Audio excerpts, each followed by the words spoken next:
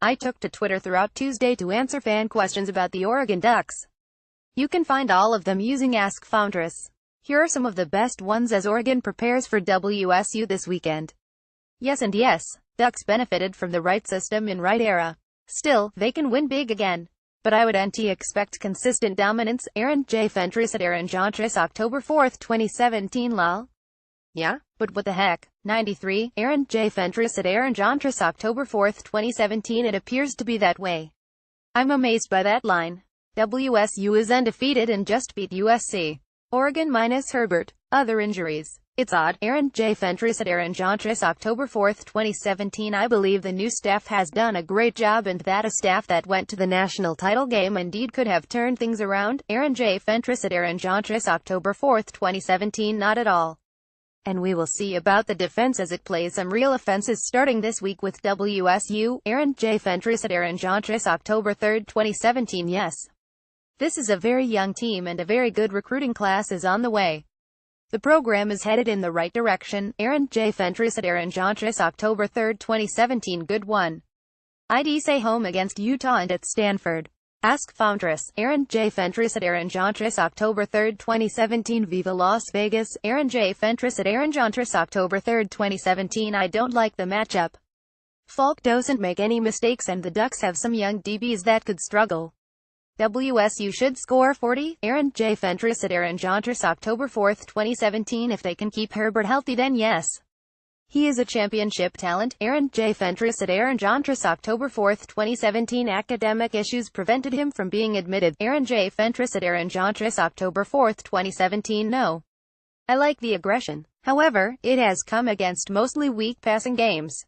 WSU feasts against the Blitz. Askfentress at askfentress October 4, 2017 It will be tough.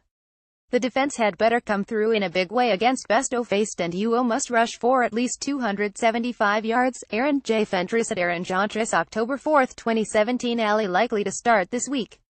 Burmeister, I believe, will play and eventually start. Askfentress at askfentress October 3, 2017 Eugene, Oregon freshman quarterback Braxton Burmeister must live up to his billing as the number 7 dual-threat quarterback in the nation coming out of high school if the Ducks are going to survive life without sophomore Justin Herbert, out at least a month with a fractured collarbone. It's that simple.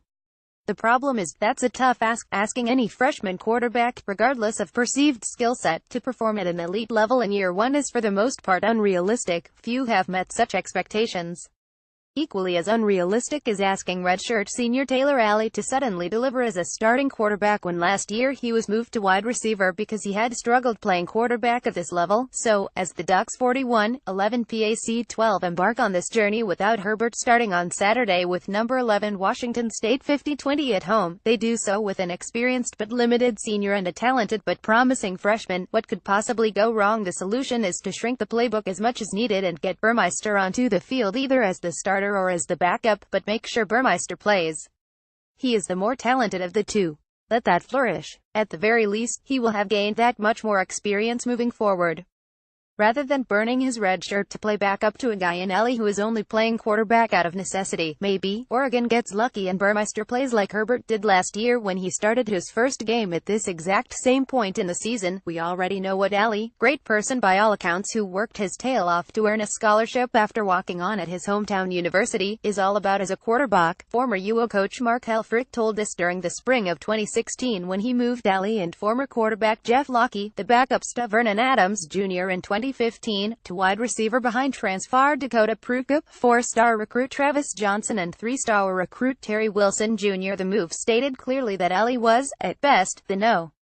5 quarterback on the team behind two players who had never taken college snaps and Locke, who certainly didn't perform well in place of Adams. Herbert joined the Ducks in the fall of 2016, making Alley essentially number 6 by the spring of 2017. Alley moved up to pseudo number 5 behind Herbert, Johnson, Wilson and Burmeister, but remained at wide receiver. Wilson elected to transfer during spring drills, which led to Alley once again receiving quarterback reps. When Johnson left the program over the summer, that put Alley into a competition with Burmeister for the backup role, but let's be clear. Just because a bunch of dominoes fell thrusting Alley into the backup role, and now the likely starter, doesn't mean that he is your typical backup in waiting. He is not. He is in that position by default. So if Ali starts against WSU, one shouldn't expect miracles. Burmeister, however, is here because, unlike Ali, the freshman was recruited to play this position at this level. Oregon co-offensive coordinator Marcus Arroyo insisted this week that the team's game plan wouldn't shift without Herbert moving forward.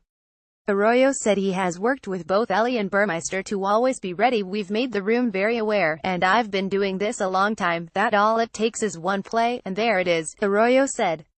That's to fruition and so we move forward.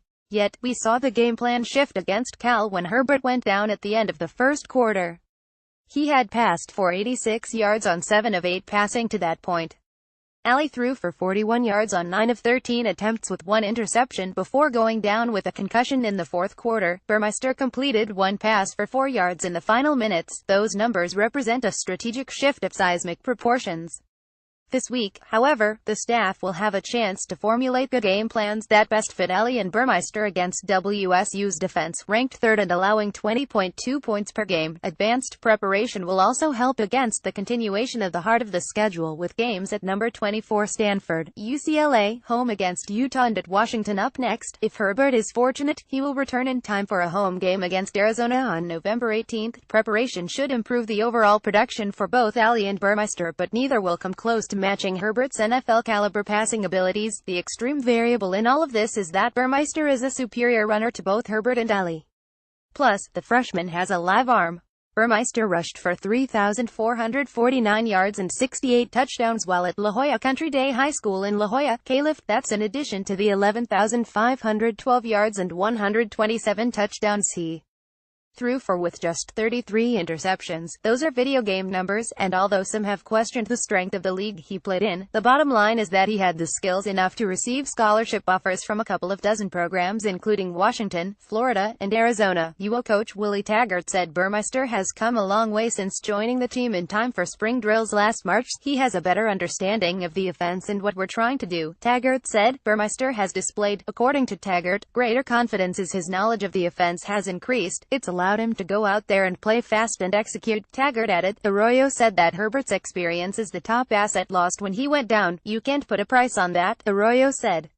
That's huge. Arroyo said the starter is not clear and will be determined after a week of competition. There is a chance, Arroyo said, that UO could play both, something Oregon did with Kellen Clemens and Jason Fife 20 million 2003 and Dennis Dixon and Brady Leaf 20 million 2006. Whatever the plan is, Burmeister must be a huge part of it. Start him, or, at least play him a lot. He came to Oregon as the potential quarterback of the future. He must deliver now. Otherwise, Oregon will be in serious trouble until Herbert returns. The Oregon Ducks in 1 week went from a long-shot Pac-12 North Division contender to a team that could be scraping just to become bowl eligible thanks to a long list of injuries. Yet, Oregon coach Willie Taggart approached Monday's press conference with a smile and appeared bubbly and excited about the challenges his team faces entering the meat of its schedule, starting with number 11 Washington State on Saturday at home. We're not going to sit around and feel sorry for ourselves, Taggart said. Washington State or anyone else is not going to feel sorry for us. Taggart confirmed that sophomore quarterback Justin Herbert fractured his collarbone Saturday during the team's 4,524 win over California at Autzen Stadium while scoring on a 7-yard run late in the first quarter. A source said that Herbert could be out 4 to 6 weeks, with a bye week on November 11th. The 7-week mark would be the Ducks' home game against Arizona 22-01 on November 18th. However, a source said that the team is hopeful that Herbert could return closer to the 4-week mark. 5 weeks out is the Ducks' November 4th game at number 6 Washington 50-20. The Ducks 41-11 will have to turn to redshirt senior Taylor Alley, who left Saturday's game with a concussion, and freshman Braxton Burmeister until Herbert returns. That situation in itself is going to make it very difficult for the Ducks to win very many, if any, of the team's next 5 games. Ali has never proven to be a Pac-12 caliber quarterback, while Burmeister is too inexperienced to be expected to navigate the upcoming series of games. Still, Taggart said he believes in both. We have some guys that have played the position and can run the offense, Taggart said. We feel good that they will do a good job for us. Other injuries will hurt, as well. Senior running back Royce Freeman injured his shoulder against Cal but isn't expected to miss much, if any time. Sophomore wide receiver Dylan Mitchell falls into the day-to-day category, according to Taggart. Junior inside linebacker Kalana Pelu is out for the season with a fractured ankle. Senior inside linebacker A.J. Hotchkins missed the Cal game with an ankle injury and is day-to-day, according to Taggart. Expect more time for senior Jimmy Swain, who made starts last year, and redshirt sophomore Blake Rugraff. Redshirt sophomore tight end Jacob Breland missed the Cal game, as did senior slot receiver Charles Nelson, who hasn't played since spraining his ankle at Wyoming. Breland practiced on Tuesday. Nelson was seen walking to practice with full gear and no noticeable limp, but with Herbert out it almost doesn't matter which combination of other players will be available. Herbert's passing ability is irreplaceable. Without him, the Ducks will likely become a unidimensional team that opposing defenses will take advantage of. After WSU, the Ducks will play at number 24 Stanford 32-21, at UCLA 32-11, home against number 20 Utah 40-20, and then at number 6 Washington 50-20. The Cougars will be a different animal than any team UO has faced this season. WSU is averaging 41 points per game compared to 27.8 for Cal and 32.6 for Arizona State, which won 3,735 over Oregon. WSU senior quarterback Luke Falk has passed for 1,718 yards and 16 touchdowns with just 2 interceptions. I think our guys will be fired up about it, Taggart said of Falk. Another great opportunity to go against a guy like that. Oregon leads the conference with 20 sacks, so the Ducks should be able to get after Falk a bit. The problem is that WSU has allowed 5 sacks and runs a very quick passing offense. It's going to be important that we get to the quarterback because they are dangerous, Taggart said. On the other side, Oregon must contend with a WSU defense that ranks second in the PAC-12 in total offense 275.2 yards per game and third in scoring defense 20.2. How UO puts up enough points against WSU to keep pace with its offense without Herbert is something Taggart is going to have to figure out. It won't be easy, but at least he entered the week in a good mood and with a positive attitude. Oregon vs. Washington State 1:05 p.m. Saturday, Autzen Stadium, TV. Fox betting line Oregon -2, records Oregon 41-11 PAC 1-2, WSU 50-20. The last week WSU won 3,027 over USC 41-21. Oregon defeated Cal 4,524. Coaches Ducks Willie Taggart 4,446-41 at Oregon. WSU's Mike Leach 11,877, 2,225 at WSU. Fear factor 5-point scale 5. This is a bad matchup for UO all the way around, especially with Herbert out. We will find out if the Ducks defense is truly good or if it has been living off of playing bad offenses. There is zero reason to believe that the Ducks can keep pace with WSU's offense. Final pick WSU 41, Oregon 27. Oregon coach Willie Taggart said today that he hopes the Autzen Stadium crowd, especially the student section, will provide a boost for the Ducks on Saturday when they host number 11 Washington State. Taggart said UO fans helped the Ducks overcome the glut of injuries that befell his team during a 4,524 win Saturday over California. Now, Taggart is hoping for the same type of fan support when UO faces a much better opponent in WSU 50-20 Pac-12 team that will be a challenge for Oregon to defeat sophomore quarterback Justin Herbert, out 4 to 6 weeks with a fractured collarbone. I thought our student section was awesome, Taggart said of Saturday night. They were rockin' and rollin' and swag surfin'. I really think that helped our guys in that football game considering all of the injuries and things that happened. I think that really gave them some extra energy to go out there and finish that ball game. That was great to see. It was a great environment to be a part of. Oregon 41-11 saw Herbert, running back Royce Freeman, wide receiver Dylan Mitchell, backup quarterback Taylor Alley and inside linebacker Kalana Apelu all go out with injuries during the game. But the team still managed to win despite Cal 32-11 transforming a 170 deficit in the first quarter into a 2,417 deficit in the second half. The Cougars, led by senior quarterback Luke Falk, will be the best team Oregon has faced this season. We're going to need the fans this week, Taggart said. Eugene. The Oregon Ducks stared adversity in the face Saturday night and didn't falter. They barely even blinked. They simply found a way to win, and did so convincingly, 4,524 over California at Autzen Stadium. The victory did come with a heavy injury toll, however. Starting quarterback Justin Herbert will miss at least a couple of games with a broken collarbone. Still, the night might have provided another peek into something positive to be found within this team. The Young Ducks 41-11 Pac-12 remain quite flawed, but they don't quit, not when Arizona State last week took a 3,114 lead in the third quarter, and not on Saturday when players began going down left and right from injuries. The carnage could have been enough to cause most teams to collapse, as did the 2015 Ducks during the Alamo Bowl debacle 2 seasons ago. Not this year's team. These Ducks kept their heads up, backups rose to the occasion, and UOs pulled through. I realized that this team cares about each other, UO coach Willie Taggart said. I think what we're all seeing right now is a team that enjoys playing for one another. Senior running back Royce Freeman left the game first with what appeared to be a shoulder injury after making a nice cut outside to the right for 13 yards early in the first quarter, with Oregon leading 30. That drive ended with Herbert throwing a 37-yard touchdown pass to sophomore wide receiver Brendan Schooler to give the Ducks a 100 lead. Team sources say that Freeman's injury isn't all that serious and that he could return next week against number 11 Washington State 50. Taggart said during his post-game press conference that Freeman told him that he should be okay. Minutes after Freeman went down, sophomore wide receiver Dylan Mitchell went out with an undisclosed injury while returning a punt when UO safety fought UT. Leato 2 doubled back to blast a Cal player only to miss his mark and instead drill an unsuspecting Mitchell. The ensuing drive ended with Herbert rushing for a 7-yard touchdown to give the Ducks a 170 lead. On the play, Herbert was violently tackled as he fell into the end zone. Team trainers attended to him on the sideline before he left the field with what multiple team sources say is a broken collarbone that will sideline him for at least a few weeks.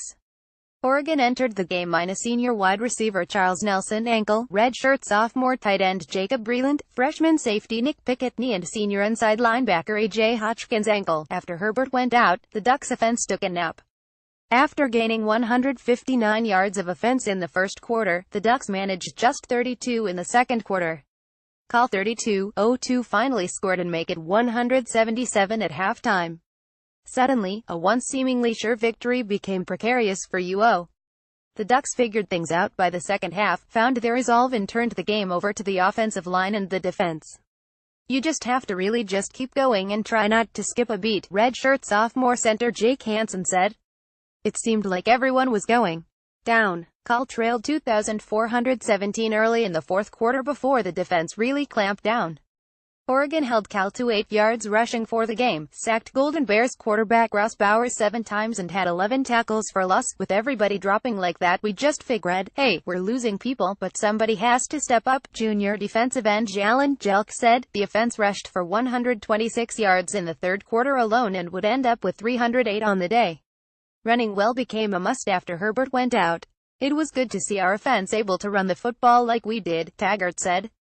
That was important. That was an emphasis for us. Senior running back Connie Benoit rushed for a career-high 138 yards and scored on a 68-yard run to give the Ducks a 3,117 lead with 9:51 remaining in the game. I don't think anyone wavered at all, Benoit said about Herbert going down. We knew what we were going to do and we know we could execute it. A sack of Bowers by Oregon outside linebacker Justin Hollins led to a fumble that the Ducks recovered inside the Golden Bears' 5-yard line. That led to a 5-yard touchdown run by redshirt sophomore Tony Brooks James to pretty much ice the game at 3,817 with 801 remaining. Oregon showed flashes of heart during a 4,235 win over Nebraska when the defense held on for the win after the offense struggled and the Cornhuskers came back from a 4,214 halftime deficit.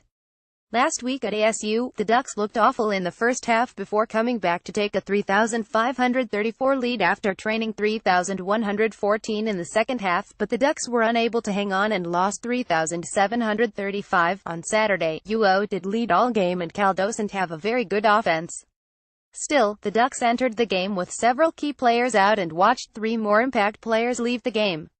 Yet, somehow the Ducks managed to find a way to win. Some caveats exist.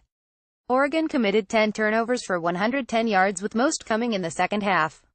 One penalty negated a long Brooks James reception on a pass in the third quarter from senior backup quarterback Taylor Alley before he also got injured in the fourth quarter. Also, Oregon's defense feasted on a very mediocre Cal offense that entered the game averaging 28 points. The Ducks next face a Washington State team averaging 41. Finally, despite finding a way to run well and win this game, the Ducks will be hard-pressed to use that formula to win many of the upcoming 5 games on the schedule without Herbert. Ali, should he return, is very limited as a passer. He completed 9 of 13 passes for 41 yards against Cal.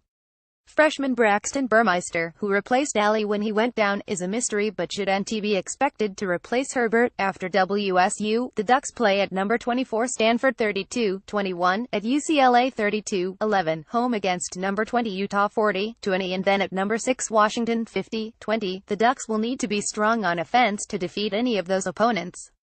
Unless Ali or Burmeister suddenly prove they can pass for 275 yards and multiple touchdowns in a single game, defeating any of the next 5 opponents is going to be quite difficult. Just don't tell Oregon that.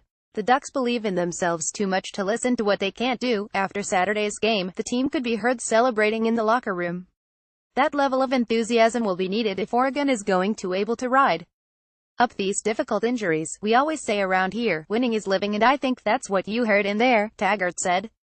It can't stop. Eugene, Oregon sophomore quarterback Justin Herbert suffered a broken collarbone while rushing for a touchdown in the first quarter of Saturday night's 4,524 win over California. According to multiple sources, the injury occurred near the right-hand quarterback's left shoulder and, according to a source, is not considered to be season-ending. Herbert scored on a 7-yard run to give the Ducks 41-170 lead with 214 remaining in the first quarter. Following the scoring play, trainers attended to Herbert's left shoulder on the sideline before he walked out of the stadium and toward the locker room. Broken collarbones can take from between 4 and 8 weeks to heal depending on the severity of the break. If fractured, Herbert would probably be done for the season. If it's a hairline break, he could return in as little as a few weeks. He did not appear to be in serious pain following the injury, and as he walked off the field, the injury occurred shortly after senior running back Royce Freeman headed to the locker room after it appeared that he injured himself also somewhere around the shoulder area. He also did not return to the game, but his injury is said to not be that serious and he could return as soon as Saturday when the Ducks hosts number 16 Washington State 50, which upset number 5 USC on Friday night. Oregon coach Willie Taggart offered no details about his players' injuries during his post-game press conference. However, rumors began circulating immediately following the game that Herbert had indeed broken his collarbone. Several sources close to the team told CSN that they were hearing that Herbert had suffered a break. Official team sources confirmed the news later. Herbert finished the day 7 of 8 for 86 yards for 1 touchdown. Compounding the problem at quarterback is that redshirt senior backup Taylor Ali, who replaced Herbert, ended up leaving the game in the 4th carry after getting injured on a running play after he had completed 9 of 13 passes for 41 yards. That led to Taggart going to freshman quarterback Braxton Burmeister to finish the game. He completed his lone pass attempt for 4 yards. Sources say that Ali's injury isn't serious. That's good news, because if he were out, the Ducks would be down to just Burmeister and walk-in freshman Mike Irwin out of Lake Ridge High School. Oregon entered last spring with a very deep group of quarterbacks that included redshirt sophomore Travis Johnson and redshirt freshman Terry Wilson Jr. However, Wilson elected to transfer in April during spring drills, and in the summer Johnson left the team, leaving Oregon with Herbert and Burmeister, who enrolled at Oregon early enough to participate in spring practices. The loss of Johnson and Wilson forced Taggart to move Ali from wide receiver to quarterback. Ali went to Oregon as a quarterback and in 2015 appeared in games, along with Jeff Locke, after starter Vernon Adams Jr. injured the index finger on his throwing hand. In 2016, the Ducks moved Ali and Locke to wide receiver and went with senior graduate transfer Dakota Pruitt, Herbert, Wilson, and Johnson. Herbert took over the starting job Week 6 against Washington and threw 19 touchdown passes the rest of the way. More later. Okay, I don't pretend to know a whole lot about football. Unlike baseball and basketball, I never coached it. But I do have a tip for young offensive coordinators who weren't even born when I started watching college football. I mean, this is just a tip built on what I've seen over the last several decades of watching games. Take it or leave it. If you have a quarterback who can throw the ball, maybe even a quarterback considered a blue-chip NFL prospect, take that option package out of your offense, put IT in the trunk of an old junk car and run IT into a very deep river. Guys, it's hard enough to keep a quarterback healthy and upright these days without asking him to carry the ball 10-15 times a game.